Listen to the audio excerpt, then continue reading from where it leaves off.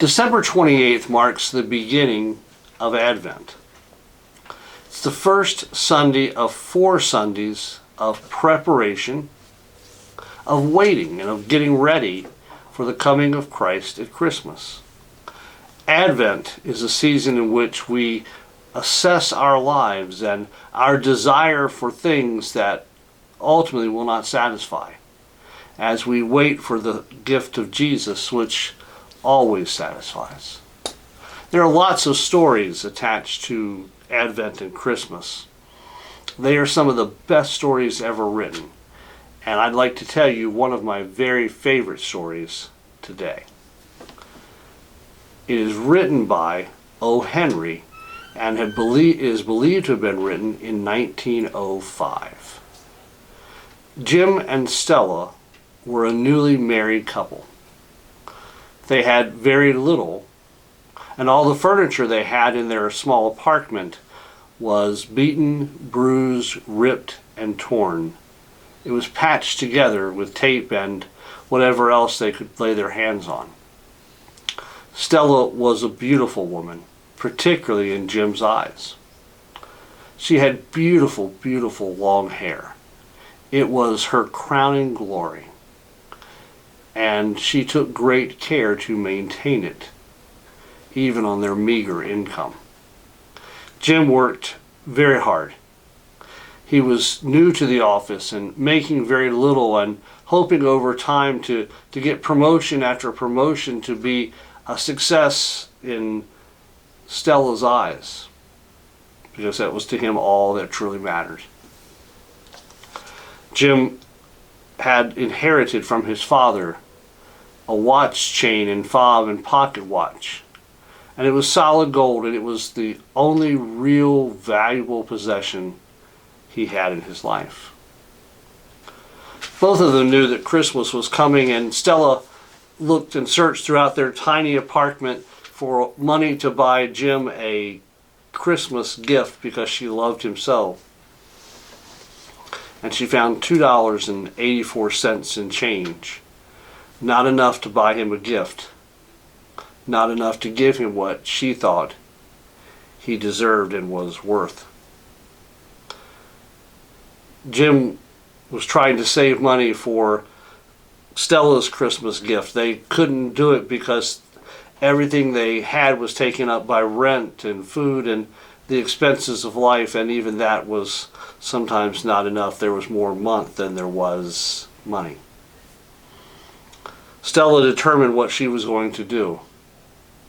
She would make the great and ultimate sacrifice of having her hair cut and selling her hair so that she could buy Jim what he most needed, something for his pocket watch. And so that's exactly what she did. She worried and was concerned as to whether Jim would love her and think she as beautiful with short hair as when she had long hair, but she knew that this was something she had to do, wanted to do for someone she loved and who loved her. Jim had no idea that she was going to do this. And Jim, wanting to do the same for Stella, determined the only way he could raise that money was to sell his watch chain and watch to buy her ironically beautiful combs for her long hair. It came to the time when they were ready to exchange gifts, and Stella was cooking a dinner that was meager and fare but smelled beautifully, because Jim always said she was the best cook in the whole world. And she waited for Jim to come home, worried about her hair and what he thought, worried about whether he would like his gift.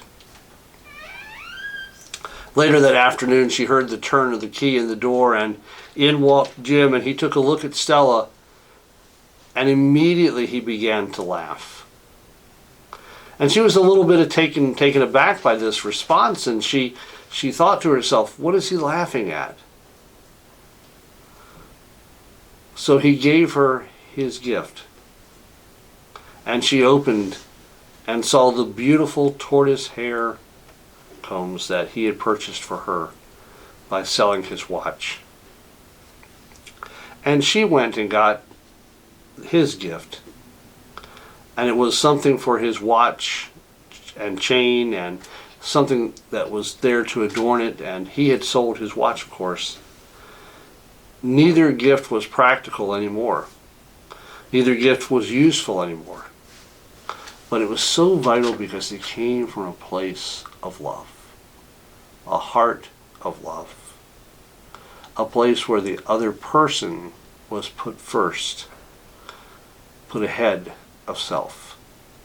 I like how O. Henry ends this story titled The Gift of the Magi. He writes these words: of all the people who gave gifts that year, these are the wisest. They are the Magi. God gave his Son for us, to our world, because of the selfless love and sacrifice of Jesus, God's great love for us. May our giving to others and to Christ be from our heart, and may our love for God's world, and particularly the poor and the needy and those who are hurting, be deeply, deeply heartfelt and generous and filled with compassion. God bless you. Amen.